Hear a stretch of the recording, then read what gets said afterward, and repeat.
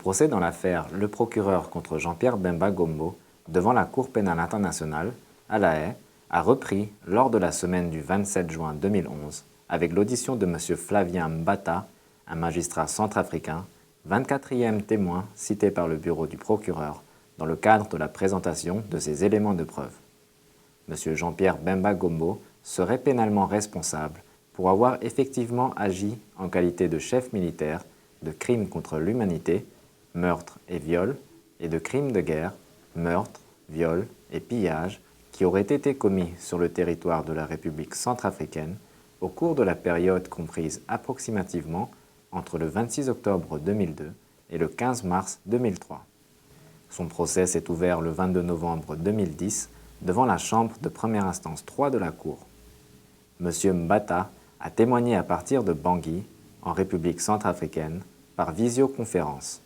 Interrogé par le bureau du procureur, le témoin a indiqué qu'il était magistrat de profession, occupant actuellement les fonctions de directeur de cabinet à la Cour constitutionnelle centrafricaine. Il a auparavant exercé, entre autres, les fonctions de doyen des juges d'instruction près le tribunal de grande instance de Bangui. Au cours de sa déposition, M. Mbata a notamment déclaré que sa maison avait fait l'objet de pillages et d'une occupation entre novembre 2002 et février 2003, période pendant laquelle il avait pu observer l'arrivée de miliciens qu'on appelait Banyamulenge, a-t-il indiqué.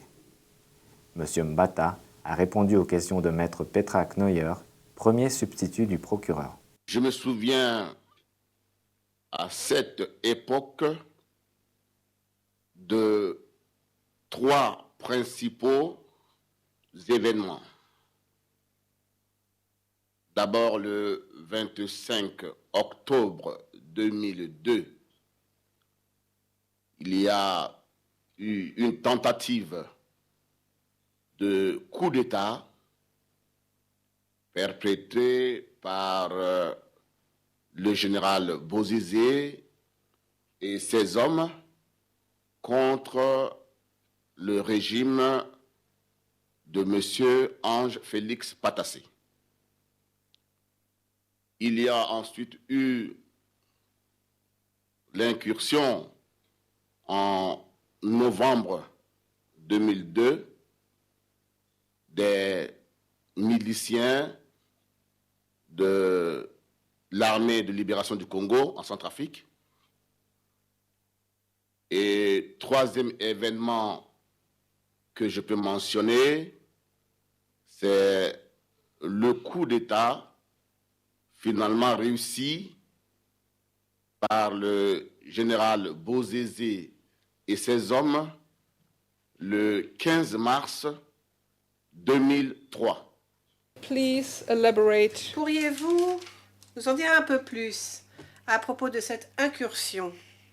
Cette incursion, je l'avais d'abord apprise de Marie, qui m'avait appelé le 1er novembre pour me dire qu'il y avait des rumeurs qui couraient dans toute la zone là où j'habitais, faisant état d'une incursion de ces miliciens. Et après, comme je l'ai dit dans ma déclaration, je les ai moi-même vus comme tous les autres habitants de là où habitent mes parents lorsqu'ils étaient donc en colonne pour le PK12. À l'époque, tout le monde les appelait vulgairement des Banyamulenge. C'était les noms utilisés par la population pour les identifier. Who was the leader? Qui était le chef de ces Banyamulenge, ces miliciens? C'était notoirement connu qu'ils étaient les hommes de M. Jean-Pierre Bemba. De l'endroit où j'étais et des informations que je recevais faisaient état de ce que ces Banyamulenge dans la zone ont érigé des barrages et exerceraient des violences sur les hommes, sur les femmes qui allaient au champ et cherchaient à extorquer de l'argent. Donc, toutes ces informations nous faisaient peur et j'ai préféré volontairement ne pas me rendre dans la zone pendant cette période trouble. Did you and your family Votre famille et vous ont-ils souffert physiquement? Ma famille et moi n'avions pas eu de souffrance physique, ni d'attaque physique, mais notre choc a été matériel et psychologique. L'impact psychologique, c'est que moi-même, en tant que magistrat, avec le rôle que je joue dans la société, on m'a rapporté que lorsqu'ils avaient pris ma robe de magistrat, certains l'ont portée et se sont promenés dans le quartier. Et ensuite, les enfants, ma femme et mes enfants, avec tout ce que nous avons investi, en une journée, ont été donc enlevés de là où ils étaient. Nous avions passé des moments difficiles à dormir sur des tapis avant de trouver des lits. Ça a marqué les enfants.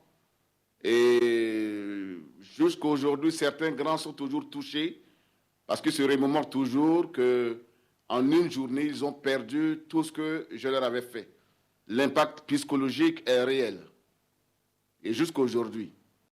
À l'issue de l'interrogatoire du bureau du procureur, le témoin a répondu aux questions des représentants légaux des victimes, dont celle de maître Marie-Édith Douzima Lawson. Vous avez déclaré avoir prévenu des hauts responsables de l'armée centrafricaine, notamment Nick, mais Nick ne pouvait rien faire pour chasser les Banyamulenge de votre maison. Et ces Banyamulenge sont restés 3 mois.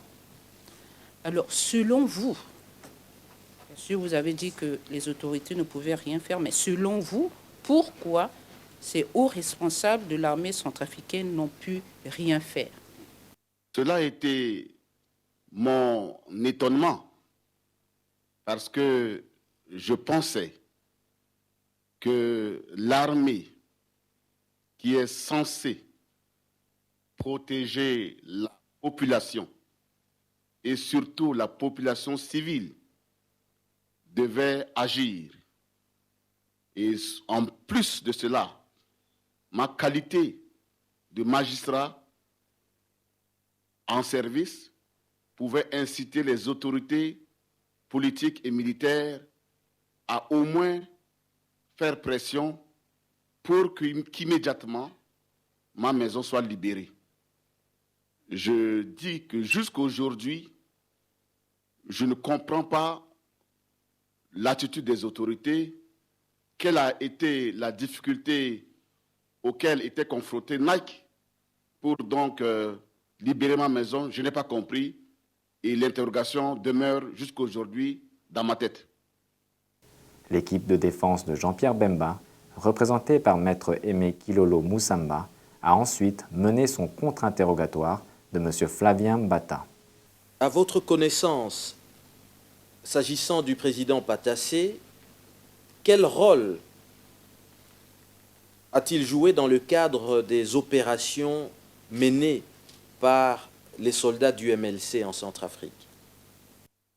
Cette question va m'échapper parce que je l'ai toujours dit et répété, je n'étais ni dans une sphère politique, ni dans une sphère militaire. j'écoutais à la radio comme tout citoyen.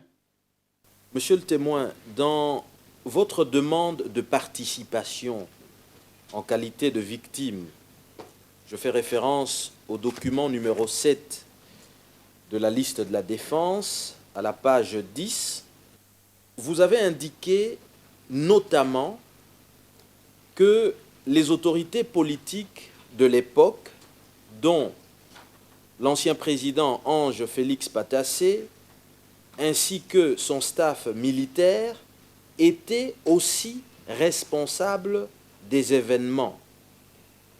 Est-ce que vous vous en rappelez? C'était un avis que je donnais, s'agissant donc de la question qui m'était posée dans le formulaire. Selon vous, qui est responsable de ces événements? J'ai cité M. Jean-Pierre Bemba et ses miliciens, j'ai cité Ange Félix Patassé et son staff militaire, mais aujourd'hui, il appartient à la Chambre et à la Chambre seule, au regard des pièces du dossier, de dire qui est le véritable responsable. Monsieur le témoin, est-il exact de dire que vous avez fait le choix de ne pas faire constater le pillage prétendu de votre maison immédiatement en février 2003, lorsque vous êtes retourné à la maison, pour attendre 6 ans après, le 24 septembre 2008, pour le faire? Maître, je voudrais vous dire que la situation de l'époque faisait que j'étais bouleversé. Je vous ai dit que l'armée n'avait rien pu faire et à l'époque, je ne voyais pas d'issue, je le répète, à un quelconque constat tenant compte de l'environnement de l'époque. Il a fallu cette lumière sur le déclenchement de la procédure que j'ai décidé, pour la manifestation de la vérité, à coopérer. Monsieur le témoin, ma question est la suivante. Lorsque vous retournez chez vous en février 2003, pourquoi ne vous êtes-vous pas constitué partie civile auprès de la justice de votre pays? Je le répète, le contexte ne s'y prêtait pas et surtout les instruments juridiques que nous avions ne nous permettaient pas d'engager une quelconque procédure. Selon moi, l'espoir résidait dans une enquête internationale, dans une enquête ouverte au niveau d'une juridiction internationale. J'ai pensé qu'à ce niveau, et tenant compte du contexte de l'époque et de la position de votre client, il y a un environnement qui ne permettait pas cela, maître. J'espère que je suis assez clair. En fin de semaine, le vendredi 1er juillet 2011, le 25e témoin de l'accusation, désigné par le pseudonyme 169, a commencé sa déposition. La Chambre a indiqué que l'audition du témoin 169 se déroulerait dans son intégralité en audience à huis clos, par mesure de protection, et qu'elle prendrait fin avant la période de vacances judiciaires de la Cour.